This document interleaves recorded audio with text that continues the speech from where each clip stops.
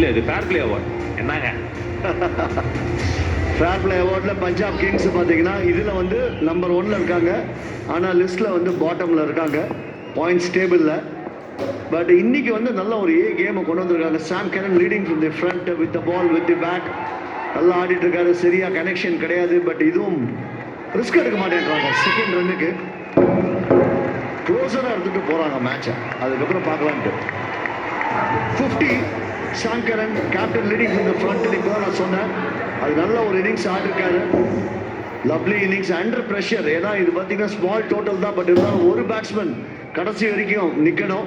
அவர் இருந்திருக்காரு 50 of 38 under the circumstances. நல்ல ஒரு இன்னிங்ஸ். சரியா சொன்னீங்க. அவரோட எக்ஸ்பீரியன்ஸ் கொண்டு வந்திருக்காரு.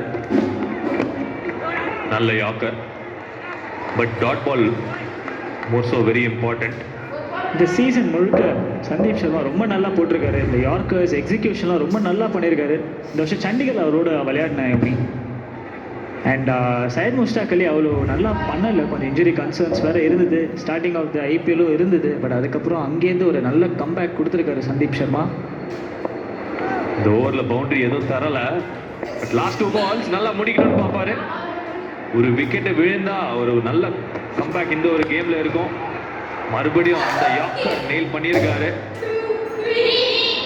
பட் இன்னொரு விஷயம் பார்த்தீங்களா, ஆக்சுவலாக சாம் கரன் வந்து பேசி ஆட வைக்கிறாரு.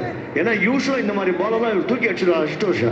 பட் இருந்தால் கூட அவர் வந்து எதிர வந்து சொல்கிறாரு, நீ வந்து அதெல்லாம் ஒன்றும் வேணாம், நம்ம இப்படியே ஆடினாலே கடைசியில் நம்ம பார்க்கலாம் க்ளோஸாக எடுத்துகிட்டு போகலாம் அப்படின்ற மாதிரி எடுத்துகிட்டு போகிறாரு. பட் இந்த பால் வந்து எனக்கு என்னமோ இதுக்கப்புறம் க்ளோஸாக விட்டீங்கன்னா ஒரு குட் ஓவர் ஒரு 3 டாட் பால் இருந்தால் டேஞ்சர் ஆகும். எஸ், சந்தீப் சர்மா இந்த ஓவர் யூஸ் பண்ணதே அதுக்காக தான். அவங்களோட விக்கெட் டேக்கர் டெத் ஓவர்ஸ் பொறுத்த வரைக்கும் அதனால தான் சந்தீப் சர்மா இந்த ஓவரை யூஸ் பண்ணியிருக்காரு. நல்ல கேள்வி, நல்ல options. Masala chai actually. But last ball slow bouncer காத்துல வெளியே வெளியே வீசியிருக்காரு. பவுண்டரியே வரலன்னு சொல்லும் போது ஒரு 6 அடிச்சு கம்ஃபர்டபிள் பொசிஷன் வந்தாங்க பஞ்சாப் கிங்ஸ். 130 for 5.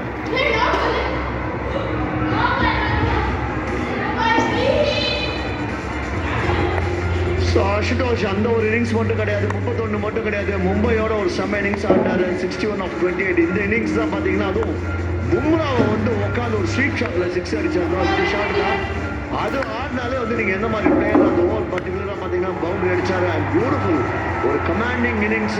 ஒரு மும்பை பெரிய டீம், பும்ரா பெரிய போலர், அதெல்லாம் எதுவும் யோசிக்காம இளம் கன்று பயம் அறியாது அந்த மாதிரி ஆடினார். ஒரு ஃபென்டாஸ்டிக் இன்னிங்ஸ் அசுதோஷ்.